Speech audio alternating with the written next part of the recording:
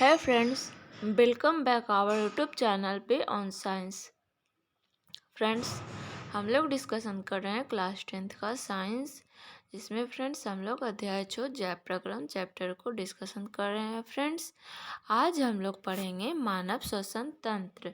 देखिए फ्रेंड्स, यहाँ पे बुक में बहुत अच्छे से एक्सप्लेन किया गया है और बहुत ही खूबसूरत पिक्चर के साथ हम लोग को मानव श्वसन तंत्र दिखाया गया है। जिसमें देखिए फ्रेंड्स, मानव श्वसन तंत्र यहाँ से शुरू हो जाता है नासा द्वार से, यानी कि हम लोग आम बोलचाल की भाषा में जिसे नाक कहते हैं। उसके बाद मुख गुहा है, ग्रसनी, कंठ, श्वास नली, उपस्थि वलय, फुसफुस, पसलियाँ। यहाँ देखिए फ्रेंड्स, यहाँ जो संरचनाएं हैं उसको यहाँ बड़ा करके दिखाया गया है। ये देखिए फ्रेंड्स, कुपिका है, श्वसन नलिकाएं हैं, श्वसनी है, यहाँ पे श्वास निका है, कुपिका कोश है और ये फ्रेंड्स डायफ्राम है। चित्र हम लोग का 6.9 है, मानव श्वसन तंत्र। देखिए फ्रेंड्स, दिया हुआ है फुसफुस के अंदर मार्ग छोटी और छोटी नलिकाओं में विभाजित हो जाता है, जो अंत में गुब्बारे जैसी संरचना में अंतकृत होता है, जिसे कुपिका कहते हैं। कुपिका एक सतह उपलब्ध कराती है जिससे गैसों का विनिमय होता है। कुपिकाओं की भित्ति में रुधिर वाहिकाओं का विस्तीर्ण जाल होता है, जैसा हम प्रारंभिक वर्षों में देख चुके हैं। जब हम श्वास अंदर लेते हैं, हमारी पसलियां ऊपर उठती है और हमारा डायफ्राम चपटा हो जाता है। इससे परिणाम स्वरूप वक्ष गुहा बड़ी हो जाती है। इस कारण वायु फुसफुस के अंदर चूस ली जाती है और विस्तृत कुपिकाओं को भर लेती है। रुधिर से शरीर से कार्बन डाइऑक्साइड कुपिकाओं में छोड़ने के लिए लाता है।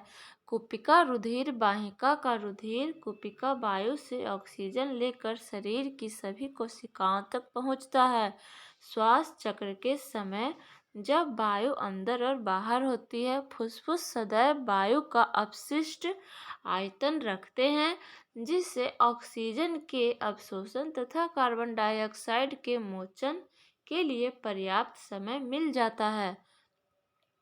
आगे दिया हुआ है फ्रेंड्स, जैसे जैसे जंतुओं के शरीर का आकार बढ़ता है, अकेला विसरण दाब शरीर के सभी अंगों में ऑक्सीजन पहुंचाने के लिए पर्याप्त है। उसकी दक्षता क्षमता हो जाती है। फुसफुस की वायु से श्वसन वर्णक ऑक्सीजन लेकर उन ऊतकों तक पहुंचाते हैं जिनमें ऑक्सीजन की कमी है। मानव में श्वसन वर्णक हीमोग्लोबिन है, जो ऑक्सीजन के लिए उच्च बंधुता रखता है। यह वर्णक लाल रुधिर कणिकाओं में उपस्थित होता है। कार्बन डाइऑक्साइड जल में अधिक विलेय है और इसका परिवहन हमारे रुधिर में विलेय अवस्था में होता है। आगे देखिए फ्रेंड्स, दिया हुआ है, क्या आप जानते हैं यदि कुपिकाओं की सतह को फैला दिया जाए तो यह लगभग 80 वर्ग मीटर क्षेत्र ढक लेगी। क्या आप अनुमान लगा सकते हैं कि आपके शरीर का सतही क्षेत्रफल कितना होगा? विचार कीजिए कि विनिमय के लिए यह विस्तृत सतह उपलब्ध होने पर गैसों का विनिमय कितना क्षय हो जाता है। यदि हमारे शरीर में विसरण द्वारा ऑक्सीजन गति करती तो हमारे फुसफुस से ऑक्सीजन के एक अणु को पैर के अंगुष्ठ तक पहुंचने में अनुमानतः 3 वर्ष का समय लगेगा। क्या आपको इससे प्रसन्नता नहीं हुई कि हमारे पास हीमोग्लोबिन है? आगे देखिए फ्रेंड्स, क्वेश्चन दिया हुआ है, 4 क्वेश्चन है फ्रेंड्स। इसमें पहला है, श्वसन के लिए ऑक्सीजन प्राप्त करने की दिशा एक जलीय जीव की अपेक्षा स्थलीय जीव की प्रकार लाभप्रद है? दूसरा है ग्लूकोज के ऑक्सीजन से विभिन्न जीवों में ऊर्जा प्राप्त करने के विभिन्न पथ क्या हैं? तीसरा है फ्रेंड्स, मनुष्यों में ऑक्सीजन तथा कार्बन डाइऑक्साइड का परिवहन कैसे होता है? चौथा, गैसों के विनिमय के लिए मानव फुसफुस में अधिकतम क्षेत्रफल को कैसे अभिकल्पित किया है? तो फ्रेंड्स हम लोग इसका सभी का आंसर देखेंगे।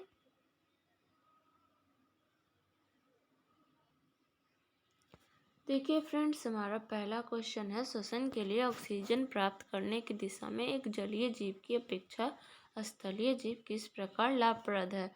तो फ्रेंड्स इसका उत्तर हो जाएगा, जो जीव पानी में रहता है वह अपने चारों ओर पानी में घुला ऑक्सीजन का प्रयोग करता है। चूँकि पानी में घुली ऑक्सीजन की मात्रा बहुत कम होती है, अतः जलीय जीव श्वसन की दर अधिक होती है।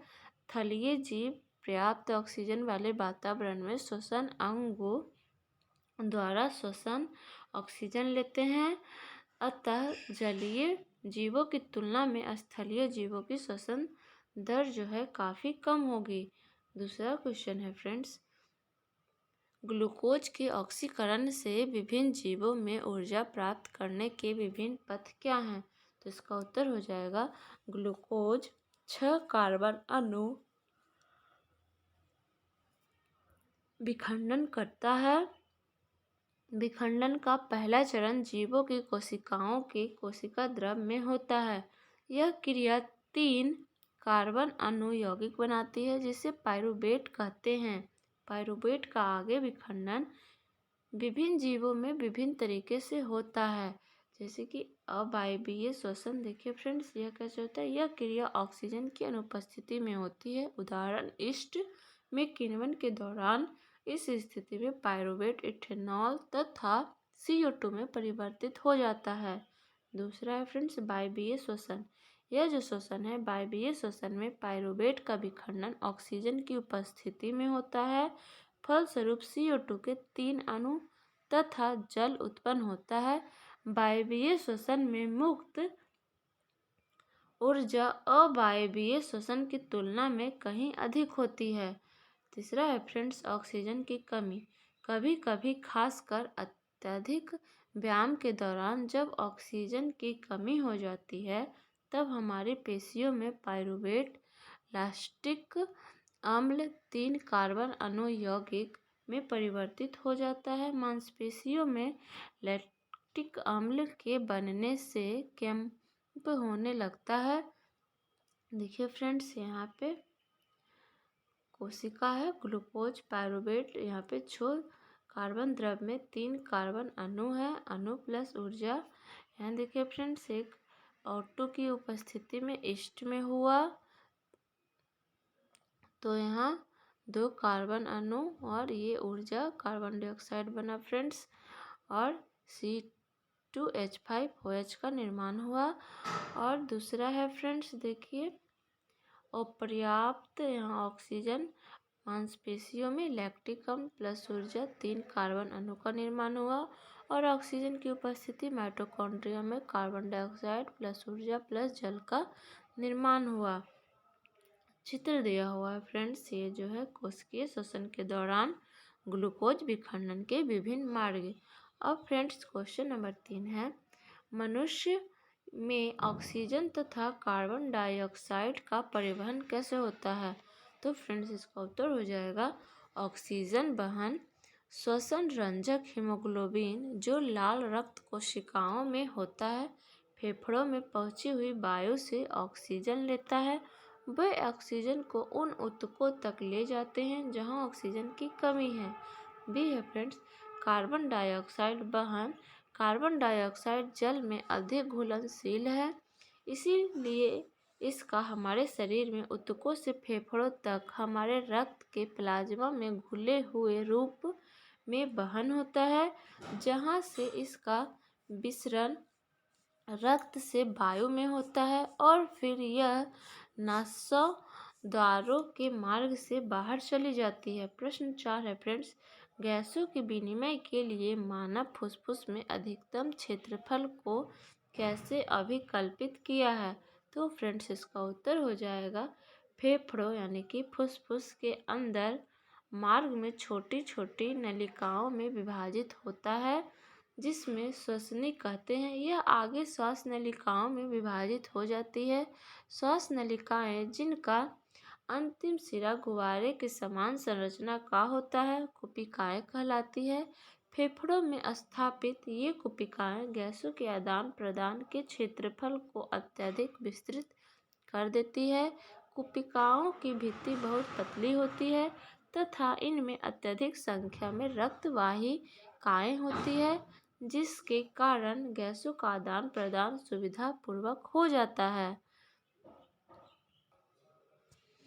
तो फ्रेंड्स, ये चारों क्वेश्चन डिस्कशन करने के बाद अब हम लोग वहन टॉपिक यहाँ पे 6.4 में दिया हुआ है, जो कि मानव में वहन टॉपिक पढ़ना है। तो फ्रेंड्स, इसके लिए क्रियाकलाप 6.7 दिया हुआ है। आइए हम लोग क्रियाकलाप को करते हैं।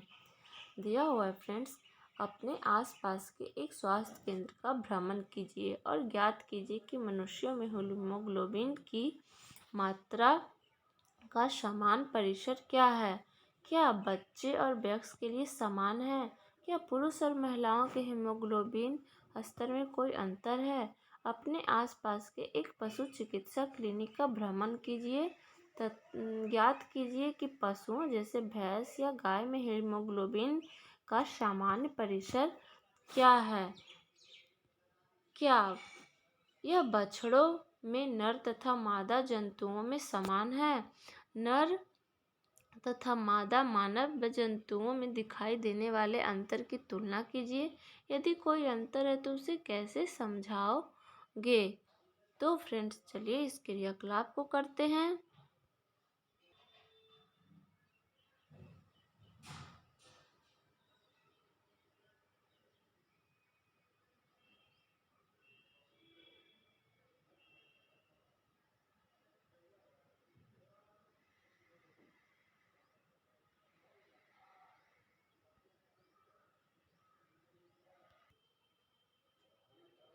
आगे दिया हुआ है फ्रेंड्स, देखिए यहाँ पिछले अनुभाग में हम देख चुके हैं कि रुधिर भोजन, ऑक्सीजन तथा वर्ज्य पदार्थों का हमारे शरीर में वहन करता है।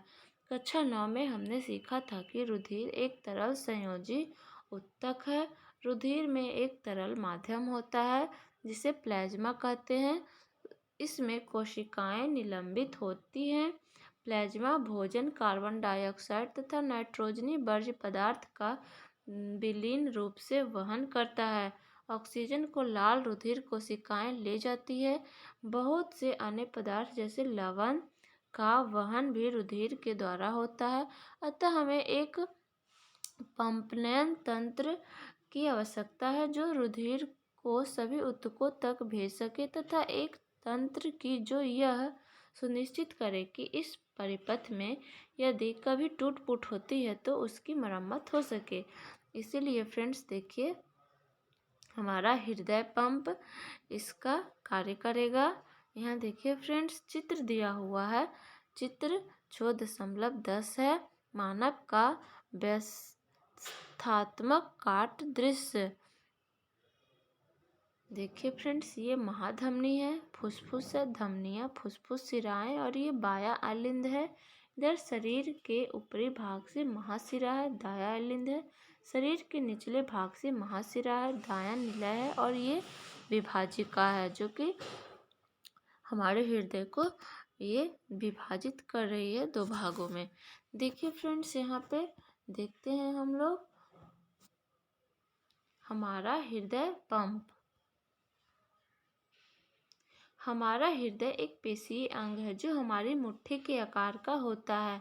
चित्र 6.10 यहाँ देखिए फ्रेंड्स, क्योंकि रुधिर को ऑक्सीजन व कार्बन डाइऑक्साइड दोनों का ही वहन करना होता है, अतः ऑक्सीजन प्रचुर रुधिर को कार्बन डाइऑक्साइड युक्त रुधिर से मिलने को रोकने के लिए हृदय कई कोष्ठों में बटा होता है। कार्बन डाइऑक्साइड प्रचुर रुधिर को कार्बन डाइऑक्साइड छोड़ने के लिए फुसफुस में जाना होता है तथा फुसफुस से वापस ऑक्सीजनित रुधिर को हृदय में लाना होता है। यह ऑक्सीजन प्रचुर रुधिर तब शरीर के शेष हिस्सों में पंप किया जाता है। हम इस प्रक्रम को विभिन्न चरणों में समझ सकते हैं। इसके लिए चित्र 6.11 है फ्रेंड्स। यहाँ देखिए, इस तरह से 6.11 है। इसमें दिखाया गया है ऑक्सीजन तथा कार्बन डाइऑक्साइड के परिवहन तथा विनिमय का व्यवस्थात्मक निरूपण, जो कि हम लोग देखेंगे और भी अच्छे से।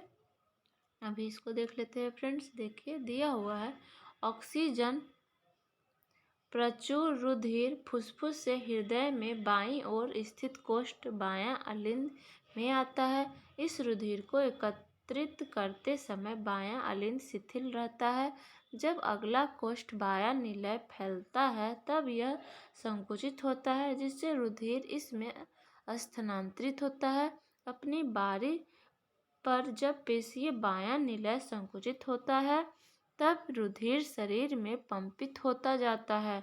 ऊपर वाला दायां कोष्ठ दायां अलिंद जब फैलता है तो शरीर में भी ऑक्सीजनित रुधिर इसमें आ जाता है। जैसे ही दायां अलिंद संकुचित होता है, नीचे वाला संगत कोष्ठ दायां निलय फैल जाता है। यह रुधिर को दाएं निलय में स्थानांतरित कर देता है, जो रुधिर को ऑक्सीजनीकरण हेतु अपनी बारी पर फुफ्फुस में पंप कर देता है। अलिंद की अपेक्षा निलय की पेशियां भित्ति मोटी होती है, क्योंकि निलय को पूरे शरीर में रुधिर भेजना होता है। जब अलिंद या निलय संकुचित होते हैं तो वाल्व उल्टी दिशा में रुधिर को रोकना शुरू करते हैं। अब देखिए फ्रेंड्स, फुफ्फुस में ऑक्सीजन रुधिर में प्रवेश करती है। देखिए किस प्रकार करती है। हृदय का दायां व बायां बंटवारा ऑक्सीजन तथा विऑक्सीजनित रुधिर को मिलने से रोकने में लाभदायक होता है। इस तरह का बंटवारा शरीर को उच्च दक्षतापूर्ण ऑक्सीजन की पूर्ति कराता है और पक्षी स्तनधारी सरीखे जंतुओं को, जिन्हें उच्च ऊर्जा की आवश्यकता होती है, यह बहुत लाभदायक है, क्योंकि इन्हें अपने शरीर का तापमान बनाए रखने के लिए निरंतर ऊर्जा की आवश्यकता होती है। उन जंतुओं में जिन्हें इस कार्य के लिए ऊर्जा का उपयोग नहीं करना होता है, शरीर का तापक्रम पर्यावरण के तापक्रम पर निर्भर होता है। जल, स्थल, चर या बहुत से सरीसृप जैसे जंतुओं में 3 कोष्ठीय हृदय होता है और ये ऑक्सीजन जनित तथा विऑक्सीजनित रुधिर धारा को कुछ सीमा तक मिलना भी सहन कर लेते हैं। दूसरी ओर मछली के हृदय में केवल 2 कोष्ठ होते हैं। यहाँ से रुधिर क्लोम में भेजा जाता है, जहाँ यह ऑक्सीजनित होता है और सीधा शरीर में भेज दिया जाता है। इस तरह मछलियों में शरीर में एक चक्र में केवल एक बार ही रुधिर हृदय में जाता है और दूसरी ओर अन्य कशेरुकों में प्रत्येक चक्र में यह 2 बार हृदय में जाता है। इसे दोहरा परिसंचरण कहते हैं। देखिए फ्रेंड्स, यहाँ दिखाया गया है फुफ्फुस के लिए फुफ्फुसीय धमनी, फुफ्फुस कोशिकाएं, फुफ्फुस से फुफ्फुसीय शिरा और ये शरीर से महाशिरा है। शरीर को महाधमनी है। फुफ्फुस के अलावा शरीर के अंगों में ये कोशिकाएं हैं फ्रेंड्स। चित्र 6.11 है ऑक्सीजन तथा कार्बन डाइऑक्साइड के लिए परिवहन तथा विनिमय का व्यवस्थात्मक निरूपण, जिससे कि ऑक्सीजन और कार्बन डाइऑक्साइड का यहाँ पे परिवहन तथा विनिमय हो सके। अब देखिए फ्रेंड्स, पढ़ना है रक्त दाब के बारे में, जो कि फ्रेंड्स हम लोग अगले नेक्स्ट वीडियो में फ्रेंड्स हम लोग पढ़ेंगे। ये बहुत ही इम्पॉर्टेंट पॉइंट हो जाता है फ्रेंड्स, क्योंकि एग्ज़ाम में इससे क्वेश्चन आते हैं। तो फ्रेंड्स, इसी तरह के वीडियोज को पाने के लिए हमारे चैनल को सब्सक्राइब ज़रूर करें और लाइक शेयर करें फ्रेंड्स, तथा कमेंट सेक्शन में कमेंट करें कि आपको हमारे वीडियोज आपको कैसे लगते हैं, तथा कोई भी डाउट हो तो भी क्लियर वहाँ से कर सकते हैं। तो फ्रेंड्स, मिलते हैं नेक्स्ट वीडियो में।